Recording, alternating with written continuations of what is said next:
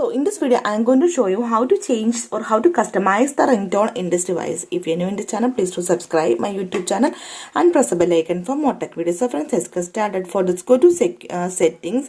So here you can see the option sound and vibration. Tap on it.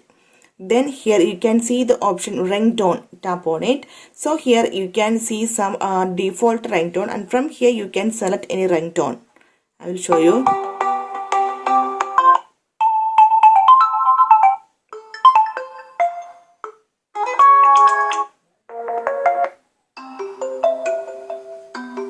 Okay, and if you want to customize the ringtone, then select the option select from file, and it will directly go to the folder that you downloaded the ringtone from outside.